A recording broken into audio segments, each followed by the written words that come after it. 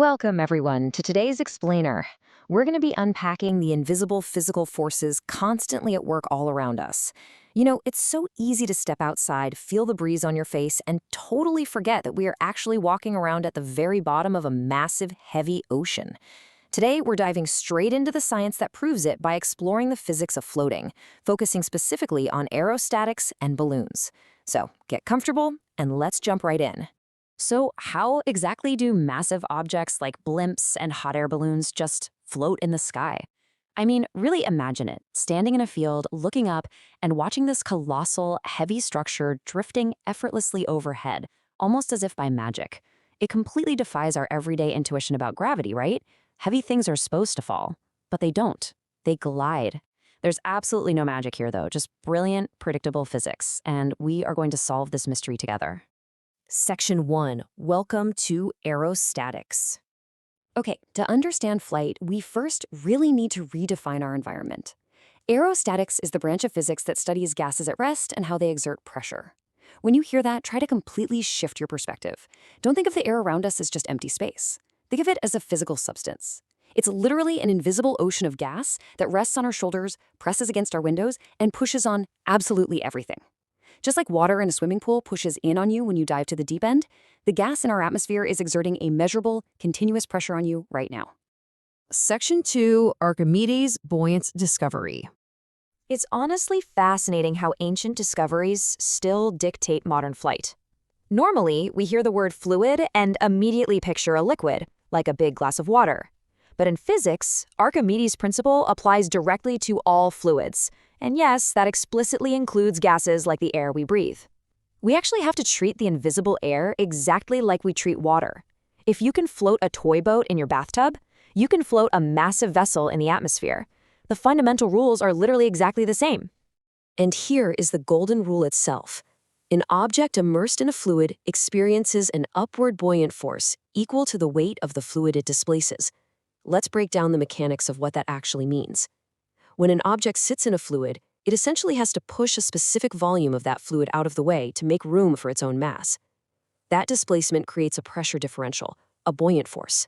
And the strength of that upward push, it's exactly equal to the weight of the fluid that was just forced aside. Section 3. The mechanics of floating. So how does that scientific principle actually translate into a giant object leaving the ground? Well, the secret sauce is laid out in 3 logical steps. Step 1. Air actually has mass, weight, and exerts pressure. Step 2. An object displaces a specific volume of that air. It physically shoves that heavy invisible fluid out of its way. And step 3, the real kicker. If that displaced air weighs more than the object itself, the object rises. Visualize a giant scale for a second. If you inflate a massive canvas envelope, it displaces literally tons of air. If the envelope and its payload are somehow lighter than that massive chunk of air it just shoved out of the way, the atmosphere itself literally forces it upward into the sky. And that exact principle brings us to the floating marvels we constantly see up in our skies: hot air balloons, airships, and blimps. These definitely aren't small structures. We're talking about massive, heavy vehicles capable of carrying dozens of people and tons of equipment. Yet, they pull this off by using the exact 3-step, real-world application we just talked about. They're specifically engineered to be large enough to displace an enormous amount of heavy air, which in turn creates a massive, sustained upward buoyant force. Section 4. Hot air versus helium. Now, there are basically 2 primary ways to achieve this magical lighter-than-air state. First, hot air balloons. They rise because hot air is inherently less dense than the cooler surrounding air. By blasting heat into the air inside the balloon envelope, the gas molecules spread apart. That makes that specific volume of air physically lighter than the cooler, more tightly packed atmosphere right outside of it. Helium balloons, on the other hand, rely on a completely different elemental property. They don't need a massive burner. They rise because helium, just as an element, is intrinsically lighter than the standard mix of nitrogen and oxygen that makes up our everyday atmosphere.